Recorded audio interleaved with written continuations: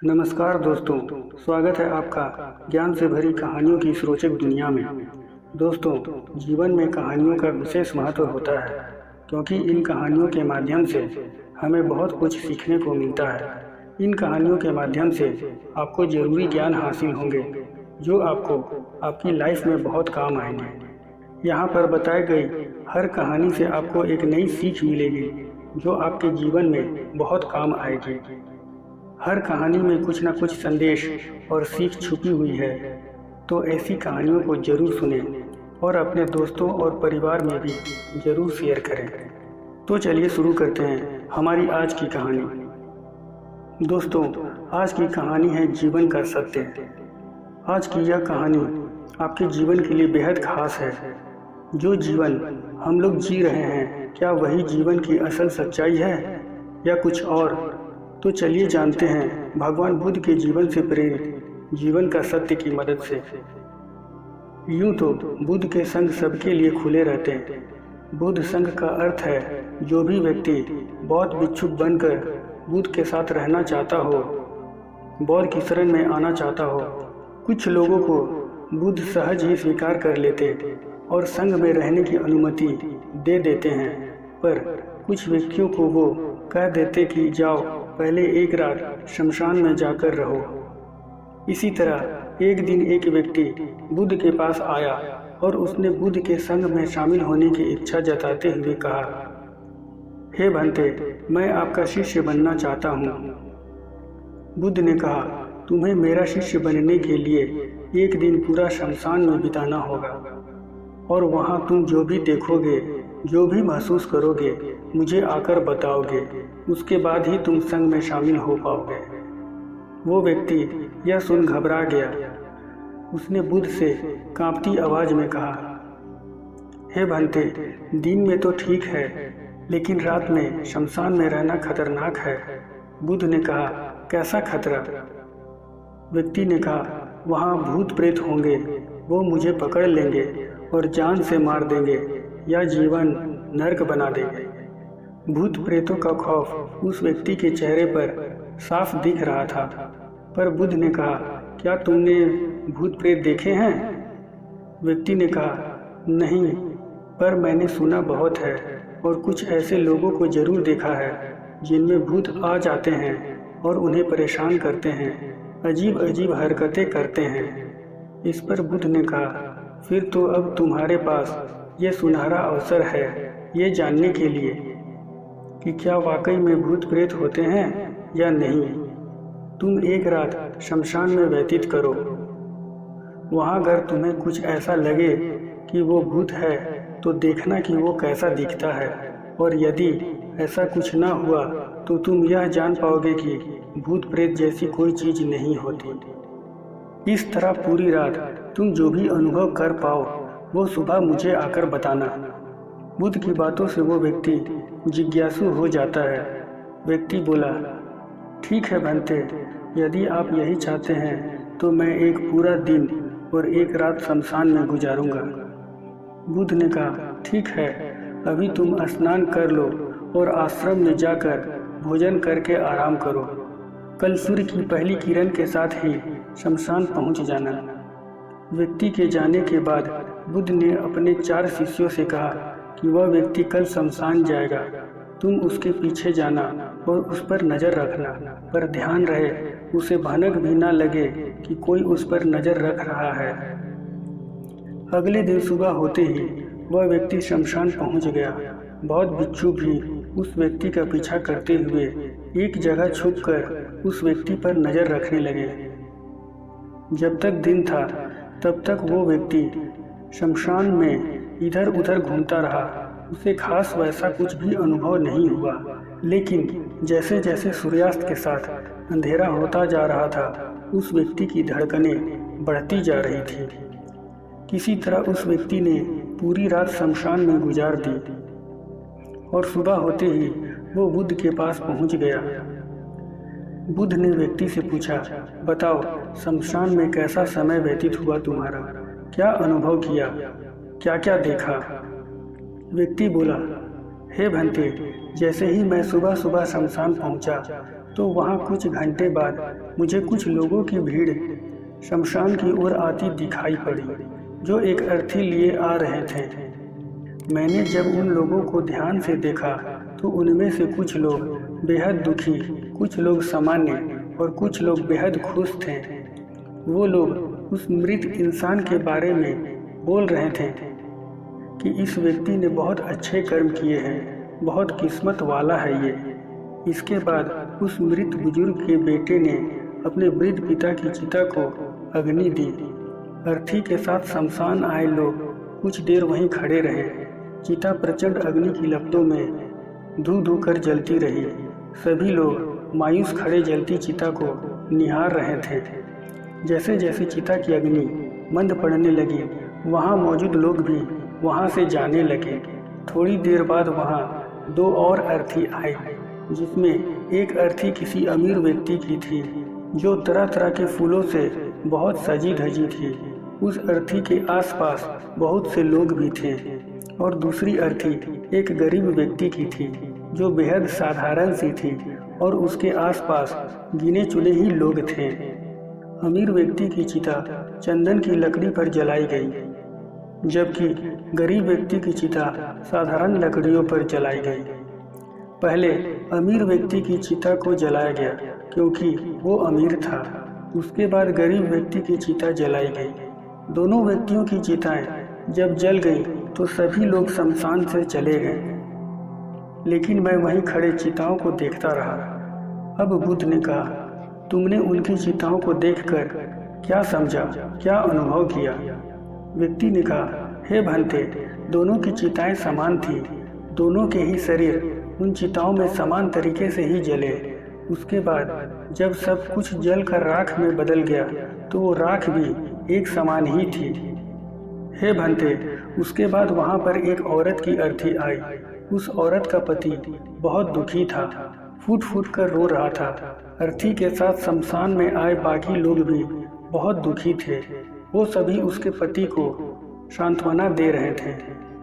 हे भंते, मैंने उसमें देखा कि बहुत से लोग काफ़ी ज्ञानी थे।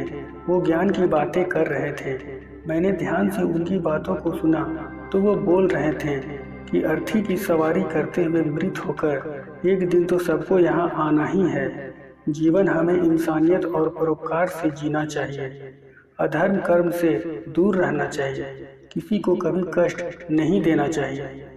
धन के पीछे हमेशा भागकर जो हम अपने जीवन का सुख चैन गवा बैठते हैं और अंत में जो भी धन इकट्ठा करते हैं वो सब कुछ तो यहीं धरे का धरा रह जाता है। हे भंते, उसके बाद शमशान में कोई अर्थी नहीं आई। इस पर बुद्ध ने पूछा कि तुम सारी रात वहाँ रहे तो क्या कोई भूत प्रेत तुम्हें दिखा? व्यक्ति बोला, नहीं भंते, वहाँ मुझे कोई भूत प्रेत नहीं दिखा। हालांकि मन में एक डर तो था, पर सच कहूँ तो पूरी रात मैं अपने आप से ही डरता रहा। कभी हवाओं से हिलने वाले पत्तों की आवाज़ों से डरता रहा, तो कभी वहाँ आसपास मौजूद जीव जंतुओं की आवाज़ों से डरता रहा। सारी रात सहमा रहा, लेकिन पूरी रात में मुझे कोई भूत प्रेत नजर नहीं आया। बुद्ध ने उस व्यक्ति से कहा, ठीक है, अब तुम जाओ और आश्रम में आराम करो। कल फिर तुम्हें पूरा एक दिन और रात शमशान में बिताना होगा। अब वो व्यक्ति यह सुन बोला, आप कैसी बातें कर रहे हैं भंते? आपके ही कहने पर आज पूरा दिन और पूरी रात मैं शमशान में पड़ा रहा। वो समय मैंने कैसे काटा है मैं ही जानता हूँ। अब मैं दोबारा वहाँ नहीं जाऊँगा। बुद्ध ने कहा, देखो, जो खास चीज़ तुम्हें वहाँ जाकर मिलनी है वो तुम्हें अभी तक नहीं मिली है। जब तक वो चीज़ तुम्हें नहीं मिल जाती मैं तुम्हें संग में शामिल नहीं कर सकता। तुम एक दिन और वहाँ रुको, तुम्हें वो अवश्य मिल जाएगी।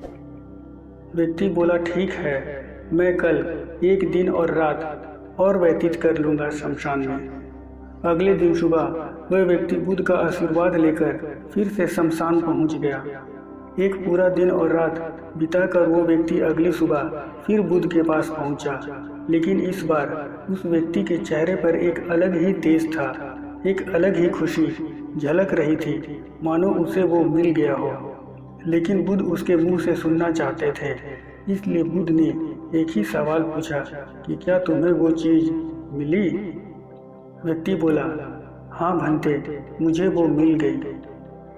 बुद्ध ने पूछा कि बताओ तुम्हें वहाँ क्या मिला? व्यक्ति ने कहा, हे भंते, मैंने जीवन का अर्थ समझ लिया है। मैंने वहाँ देखा कि कुछ लोग शाम को मुझे अर्थी पर लेकर आ रहे हैं। मुझे 4 लोगों ने अपने कंधों पर उठा रखा है। मेरे पीछे कुछ 15-20 लोग रोते बिलखते चल रहे हैं। मेरे पिता अर्थी के आगे चल रहे हैं और कुछ लोग राम नाम सत्य बोलते हुए मेरे ऊपर फूल फेंक रहे हैं। मेरे सभी रिश्तेदार बहुत दुखी हैं। भीड़ में मौजूद कुछ लोग तो सिर्फ दुखी होने का नाटक कर रहे हैं। कुछ लोग मेरे पिता को सांत्वना दे रहे हैं। तभी कुछ देर बाद मेरी अर्थी को जमीन पर रख दिया गया और मेरे शरीर को उठाकर चिता पर लिटा दिया गया। मैं ये सब दृश्य अर्थी पर लेटे हुए देख रहा था। मैंने उस अर्थी से उठना चाहा पर उठ नहीं सका। मैं सांस लेना चाहता था पर सांस नहीं ले पा रहा था। मैं पूरी तरह से असमर्थ और विकलांग की तरह था क्योंकि मेरे अंदर सांस नहीं थी। मैं अपने पिता को गले लगाना चाहता था लेकिन मैं उठ नहीं सकता था। मैं भाई को गले लगाकर यह कहना चाहता था कि तुम अपना और माता पिता का ध्यान रखना। घर व परिवार की जिम्मेदारी अब तुम्हारे ऊपर है। इसे बखूबी निभाना, इससे मेरी आत्मा को शांति मिलेगी। कुछ समय बाद मेरा मुंह कपड़े से ढक दिया गया और शरीर के ऊपर कई लकड़ियां रख दी गई। मुझे अब कुछ भी दिखाई नहीं दे रहा था। फिर उसके बाद मुझे अत्यंत गर्मी महसूस हुई। मुझे एहसास हुआ कि मुझे अब जलाया जा रहा है। धीरे धीरे लकड़ियों के साथ साथ मेरा पूरा शरीर जलने लगा। मेरा दम घुट रहा था। मैं उठना चाहता था। आखिर अग्नि ने प्रचंड रूप ले लिया और धीरे धीरे मैं भी उस अग्नि में पूरी तरह खो गया। पूरी रात मैं खुद को ऐसा ही जलता देखता रहा। मैंने देखा कि अंतिम रूप में मैं एक राख बन चुका हूँ। उस पूरी रात ना तो मैं डरा, ना ही मुझे डर का एहसास हुआ। जब आंखें खुली तो एक तीव्र रोशनी मेरे आंखों पर पड़ी। मैंने देखा कि ये तो मैं हूँ, वो भी शरीर के साथ। मुझे बहुत खुशी का अनुभव हुआ। उसके बाद मेरे मन से न जाने कितने ही भ्रम समाप्त हो गए और मैं आपके पास आ गया। बुद्ध मुस्कुराए और बोले कि तुम अब संघ में शामिल हो सकते हो क्योंकि तुमने अब ज्ञान रूपी उस बीज को प्राप्त कर लिया है जिसमें शरीर को भूलकर स्वयं को जानने की इच्छा होती है।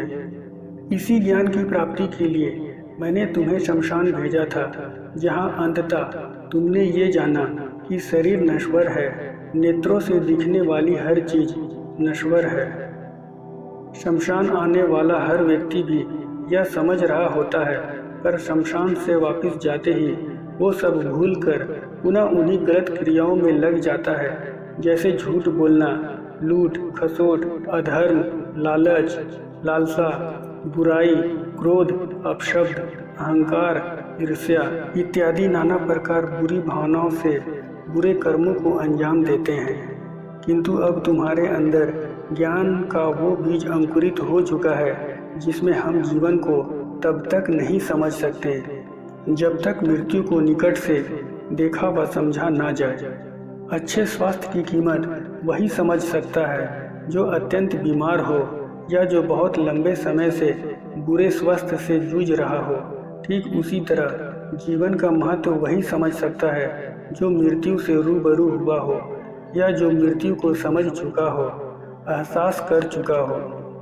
अब तुम्हें इसी बीज को लक्ष्य बनाकर ध्यान की मदद से स्वयं को ज़्यादा जानना है और ज्ञान की उस सीमा पर पहुंचना है जिसे जानने के बाद कुछ भी शेष नहीं रह जाता। कोई इच्छा, कोई लालसा शेष नहीं रह जाती। मन हर विचारों से मुक्त हो जाता है, सब शून्य में समाहित हो जाता है। मन में जिज्ञासा का कौतूहल शांत होकर ज्ञान रूपी शांति में बदल जाता है। यहीं से परम शांति, सुख, सुकून का आनंद एवं अनुभव प्राप्त होना आरंभ होता है। दोस्तों, आशा करते हैं आपने इस कहानी से कुछ सीखा होगा। धन्यवाद।